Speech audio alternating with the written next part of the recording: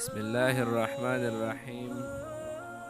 حامدا ومسليا ومسلما اما بعد. زما عزت مندو بعضې کسانو د یو سیس په باره کې تپوس کړو چې یو انسان وي هغه باندې نظر ولګي او د هغې نظر د وجې هغه کټ ته پروت یا د ښه نظر وي یا د بد نظر د وجې هغه انسان کټ ته پروت دی، نو آیا د هغه دپاره څه کول پکار دی چې هغه انسان داسې څه عمل وکړي چې هغه بد نظر ترنه ختم شي، یا هغه انسان دپاره داسې څه پکار دی چې هغه ځان سره همیش دپاره وساتي الله رب العالمین یې د بد نظر نه ساتي. زما عزتمندو د هغې دپاره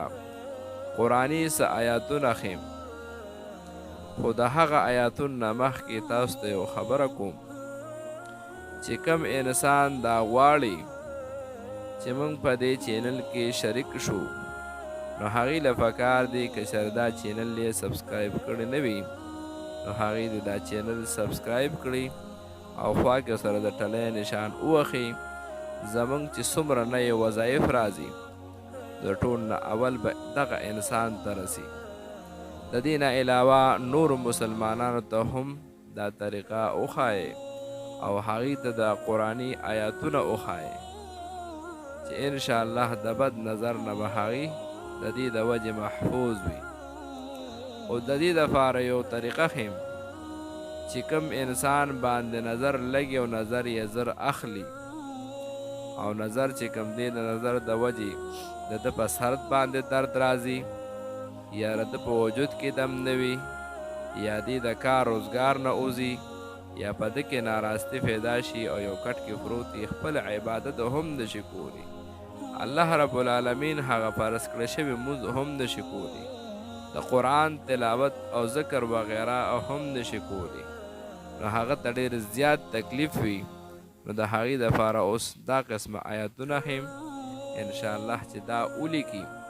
د دې نه یو تعویض جوړ کړي او د ځان سره یې وساتي او د دې آیاتونو مبارکو ورد چې کوم دی کم از کم 7 پېرې وکړي او په اوبو باندې دم کړي او هغه اوبه وڅښي، نو انشاءالله دغې مریض ته به الله پاک صحت ورکړي. اعوذ بالله من الشیطان الرجیم بسم الله الرحمن الرحيم لخلق السماوات والأرض أكبر من خلق الناس ولكن أكثر الناس لا يعلمون وما يستوي الأعمى والبصير والذين آمنوا وعملوا الصالحات ولا المسيء قليلا ما تتذكرون فارجع البصر هل ترى من فطور ثم ارجع البصر كرتين ينقلب إليك البصر خاسئا وهو حسير صدق الله العظيم. زما عزتمندو چې کوم انسان ته دا قسمه تکلیف وي نو هغه دا آیاتونه په یو پاڼه باندې ولیکې د تعویض شکل ورته ورکې، نو انشاءالله چې دغه انسان ته به دا قسمه تکلیف ختم شي او د هغې نه بعد دغه 7 پېرې ولولئ په اوبو باندې دم کې او دغه اوبه وڅښې، نو انشاءالله ستاسو دا کم حالات چې دي دا بد نظري به ختمه شي چې بد نظر د ختمولو دپاره به دغه انشاءالله ستاسو لپاره دې ته صحت میلو شي او انشاءالله مزید چې کوم دی موږ دعاګانو کې هم ساتئ، الله پاک تاسو ټولو ته د دې نه برخور پیدا درکړي.